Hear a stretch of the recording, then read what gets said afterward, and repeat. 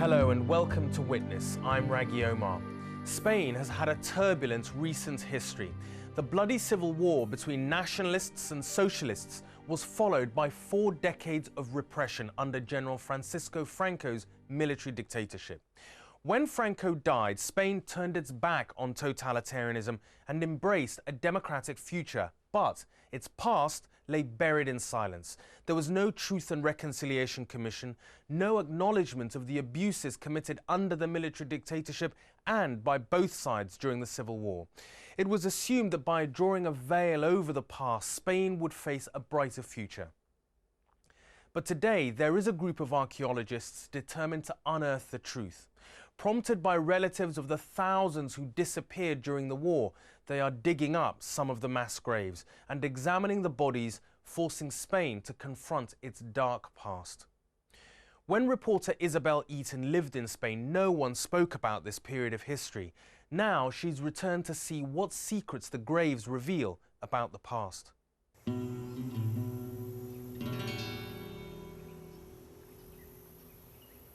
High in the mountains, half an hour's drive from the Spanish capital, Madrid, is a massive monument.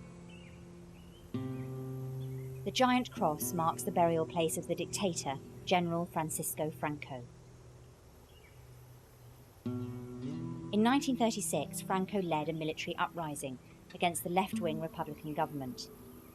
His nationalist forces won the civil war that followed, and he ruled the country for almost 40 years in a military dictatorship. I used to live in Spain, and this place underlined for me just how Spain's military past still haunts the present.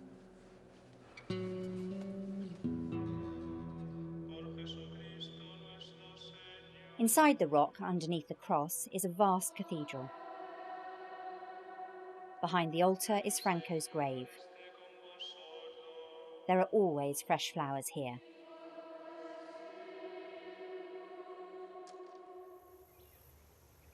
Drive to the other side of Madrid and you'll find a very different kind of memorial.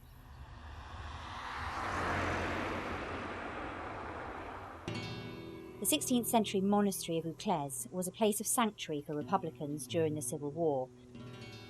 But after Franco's victory, it became a prison for his opponents and a killing ground.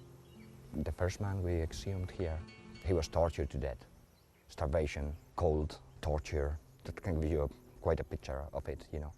Andres Iniesta, who was the youngest prisoner, is a man who's about 1.63 meters tall. When he left this prison in 1943, he weighed 32 kilos when he was transferred to the Ocaña prison. I think this can give you a pretty good example of what happened here, and well, the comparisons are obvious, and everybody remembers the Jews living in the concentration camps. Now this place is a mass grave, one of many across Spain. Maximo Molina has his own reasons for being interested. His grandfather was a victim of Franco's nationalists. We'll actually have a picture here of my grandfather Francisco. And it's like his ghost has been on my back all my life. Some people told me he was an anarchist, some people told me he was a communist, and at the end, you knew nothing. Since Franco died more than 30 years ago, there's been a nationwide pact of silence, preventing discussion about abuses that happened on both sides of the conflict. But this pact has left a vast section of Spanish society feeling isolated. These people have got monuments. They're just nearby. You find memorials on the side of the road all over the area. These people have places to mourn. There is no balance between what these people have suffered. There are people who have come here and have thrown the mother's ashes over the wall so that the mother could rest here, mix in the weed with the father's bones that nobody knew where they were. It's quite impossible to compare. They've been receiving money and help for decades, while the rest of us have got nothing. The divisions and distrust that remain in Spanish society were exposed earlier this year when the head of the Spanish army, Lieutenant General José Mena Aguado, gave a speech suggesting the armed forces might once again take a hand in politics. The Mena speech centred on a demand by Catalonia, a region in the northeast of the country, for greater autonomy from Madrid and the status of a nation within Spain. Catalans took to the streets of their capital, Barcelona, in support of the plans, but most other Spaniards were opposed to the idea of this wealthy region breaking away. And General Mena said the army was constitutionally bound to defend the unity of Spain and would be forced to step in if the government bowed to Catalonia's demands. He'd raised the spectre of a military coup. The country was shocked and he was sacked. Pues como decíamos antes, Isobel. General Mena's speech took everyone in Spain by surprise. It was tough and attention-grabbing. People in Spain aren't used to hearing a general talk like that. But Spanish people aren't used to hearing about a region breaking away either, and Catalonia changing its statute. If things are done by the rules, constitutionally, speeches like this won't be necessary. All General Mena did was to consider what might have to happen if things are not done the right way. Colonel José Conde is from a staunchly military family. His father and his uncles fought for Franco during the Civil War. He was a cavalry officer for over 30 years, and 2 of his sons are soldiers. These days, the colonel runs the conservative Spanish Military Association. Now he's campaigning to defend the honour of General Mena, who is also a personal friend. Es un hombre muy cordial. He's a good man. He has practically no faults. He's had a brilliant career and his record is spotless. Every single task he's been given, he has performed perfectly adequately. But do you think it's right that a general should be able to speak about this kind of very political matter? It's totally and fully correct. It's one thing for a general not to talk about political issues and a different thing for him not to talk about what is happening in Spain nowadays. The Statute of Catalonia is a problem in all our hearts. I honestly believe, from the bottom of my heart, that the majority is with General Mena and with me. You might expect a man of Conde's generation to feel that way. But what of younger soldiers? I'm 20 years old and I live in Madrid. I spend my spare time training in the gym or in here playing pool. I've come to this pool hall off Madrid's Gran Via to meet a young off-duty soldier. He doesn't want to give his name or show his face, but he's agreed to talk to me about how soldiers of his generation feel about the government's treatment of their boss. Does he think the majority in the army support General Mena?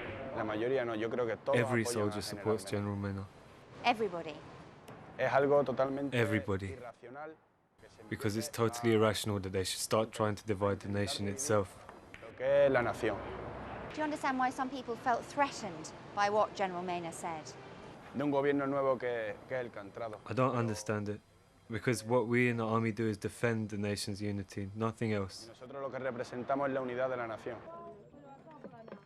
But not everyone in Spain feels that trust in the military. Volunteer archaeologists are exhuming victims of the previous military involvement in politics every day here at the mass graves in Uclés. My reaction, first shock, because one didn't expect it, you know, a little bit scared. If you look at the Spanish history, the military have done nothing for Spanish democracy, nothing but reacting violently. With this background, one worries a little. The bodies that are being exhumed here are from the period of military repression that followed the Civil War. Across Spain, the numbers of victims being found in unmarked graves is climbing towards 200,000. Tenemos varios ejemplos cerca donde estás tú, pasado ese muro. Just beyond that wall, we found 2 graves. Encontramos 2 fosas, 2 tumbas. One with 2 bodies in it and one with 4. Individuos en una, 4 en otra, con evidencias de haber sido. There was evidence that they'd all been shot with a kind of coup de grace. Y luego ya un disparo a la cabeza. All shot in the head. Aquí tiro de gracia, We even found the bullets in the graves. Y era bastante evidente porque suele aparecer incluso la bala. This dig is organised by the Non-Governmental Association for Restoring Historical Memory. an organisation committed to identifying victims of political violence and forcing Spain to confront the facts of what the military dictatorship did. Maximo has a particular interest in what is being found. His grandfather and great-grandfather were both shot by nationalist forces. His family had been supporters of the Republican government that was overthrown by Franco's coup. He was basically killed because of his union action. On March 1936, the Republic gave him some land that they collectivized. And actually, my grandfather was the sort of manager of this collectivity. There were 60 people in this collectivity in June 1936. In November, there were 14. The rest had been killed or had escaped. I visited the place where he was shot dead. I visited the cemetery where he was buried. There was something terrible. They call it the meat lorry, they call it. And it's as they killed them at the crossroads or on the sides of the roads, they very often would let the corpses expose for days. So giving an example to terrorize people, you know. And then as I got to know, my grandfather was picked up by this meat lorry and taken to the nearest cemetery and buried there together with hundreds of comrades. That was 70 years ago, but the fear remains. There are real concerns about the implications of people like Massimo and the volunteers disturbing the Pact of Silence. We started with this association on the 7th of July 2004. It was a Wednesday. And on Sunday, my mother called me, telling me to be very careful with the things I did. If I told you how many times I've been told that you're going to end up like your grandfather. There was concern recently that Spain's past might be coming back to haunt it when a senior army officer suggested that the military might be recalled to defend the country's unity. After the break, we'll find out if the old junta really is rising from the ashes.